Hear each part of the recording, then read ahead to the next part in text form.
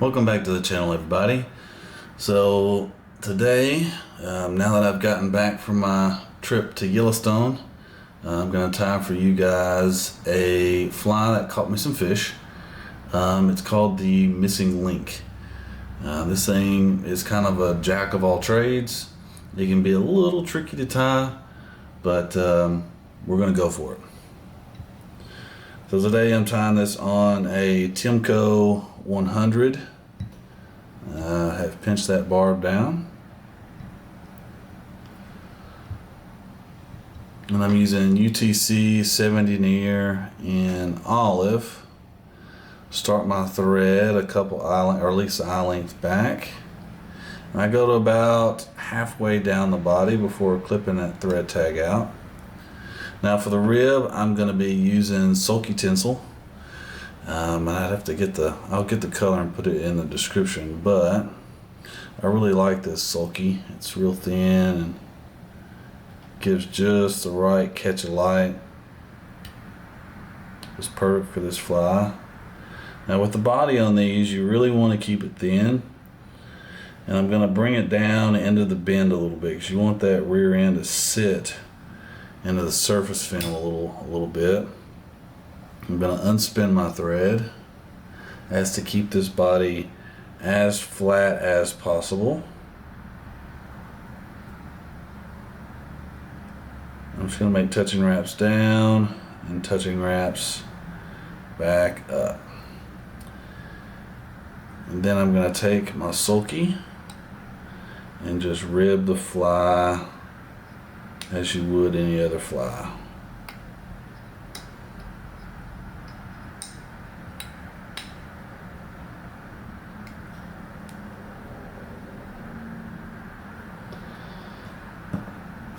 Once I've got that done, what I like to do is hit it with a 2-turn whip finish, and then trim my thread out. Now this is probably where I kind of differ from what everybody else does, as in that, I actually do a couple little turn whip finish there, and then I apply Sally Hansen's Hard as Nails, just a thin coat to the body to try and protect that sulky and give my body a little bit of durability. I don't want so much on there that it's all globby, so I'm going to try and take some of that off with my fingers.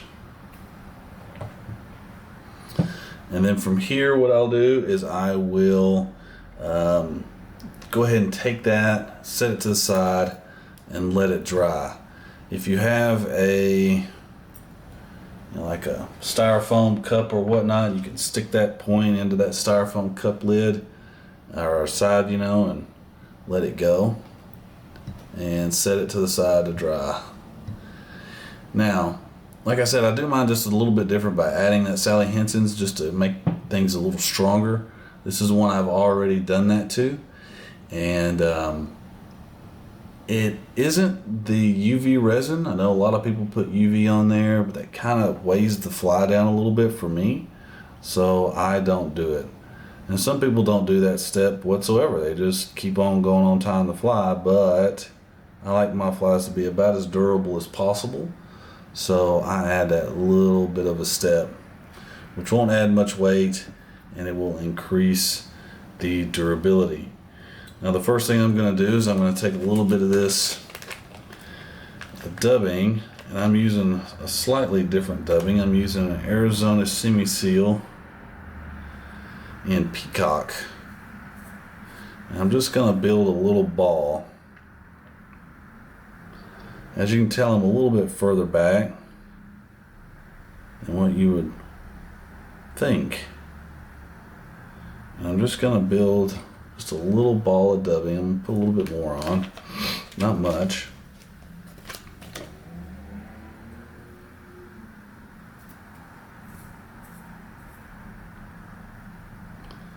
And it's just going to help whenever we tie these, this wing in, to keep the profile.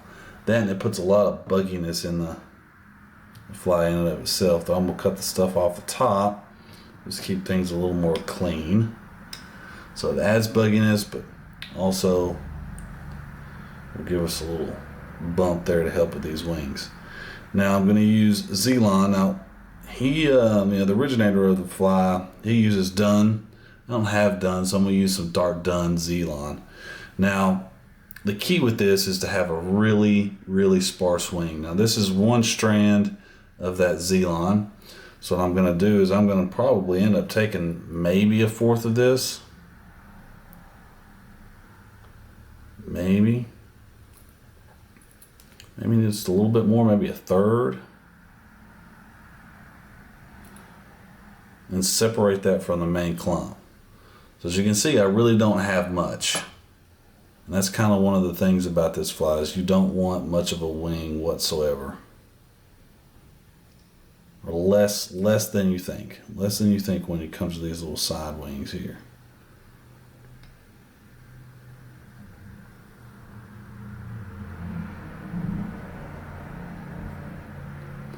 And as you can tell, I tied that in on one side and then I brought the other side over and tied it on that side. And you want that to splay out just like that.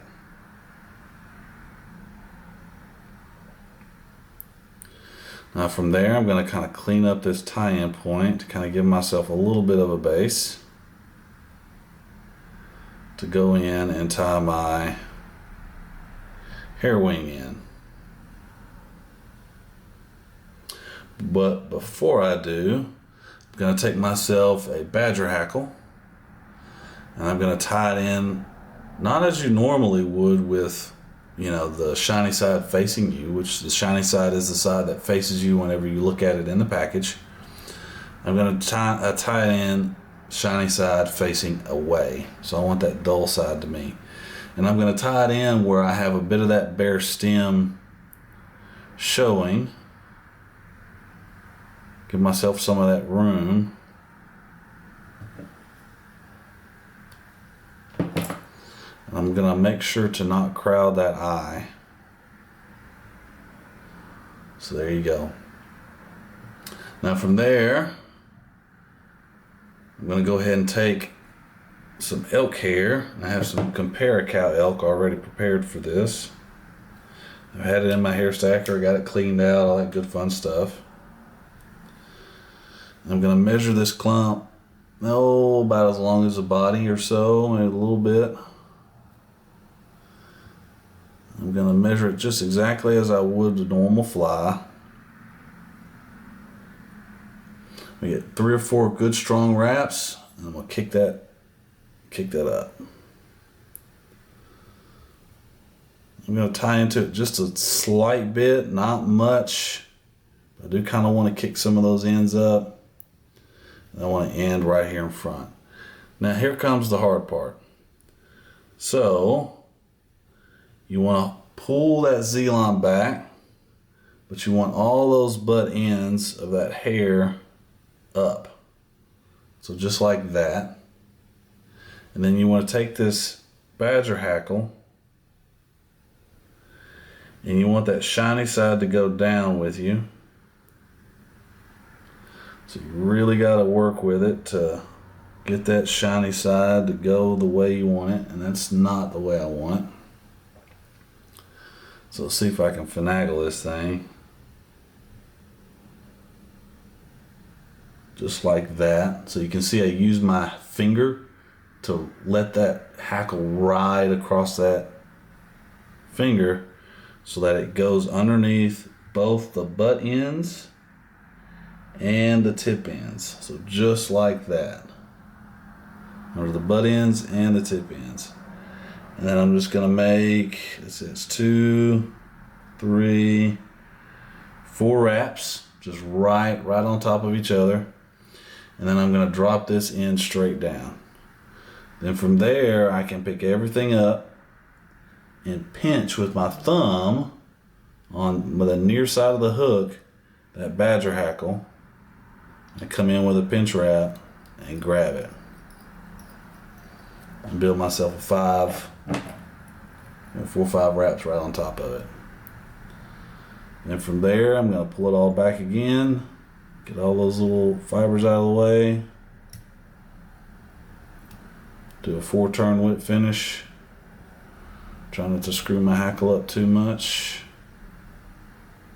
I like to leave that hackle on there and not cut it out till I get my whip finish in, because if I mess something up between the whip finish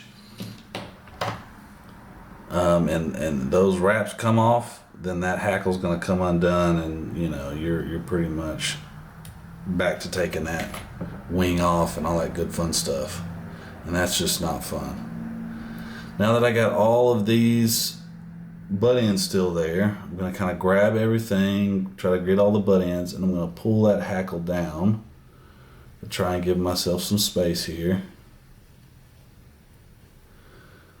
So on all the sides, I'm going to kind of stroke those hackle fibers down.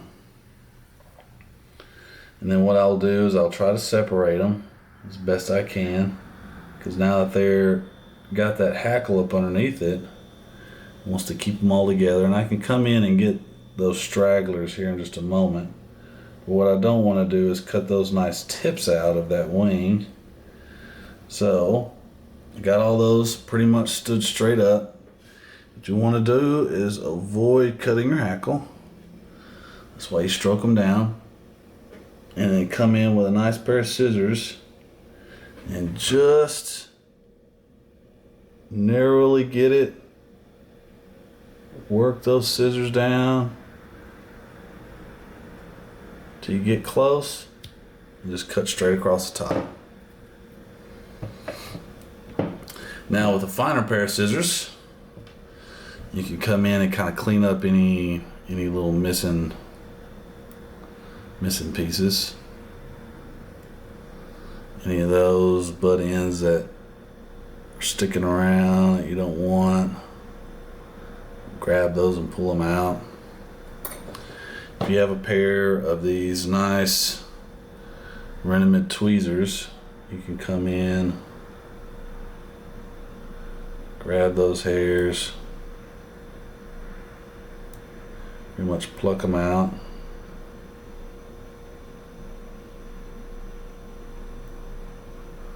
Like that. And these nice Renamid fine point scissors, you can come in and snip out those little dudes. Looks like we got them. Perfect. And then from there, I like to pull the wings back to the rear end of the fly. Make sure they're all on the correct side. Looks like I got one being a little funky. All being on the correct side. Butt my scissors up to the rear end, give it a trim. Now I can use that next little piece for the next fly. And then there you go. There's your missing link.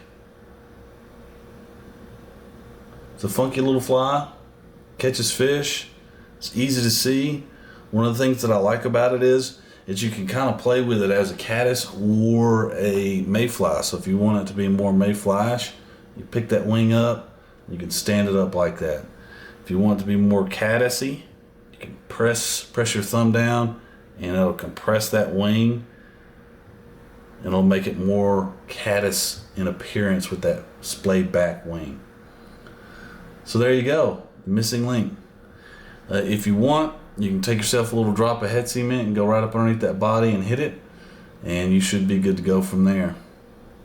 Thank you guys for joining. Hope you enjoyed. See y'all.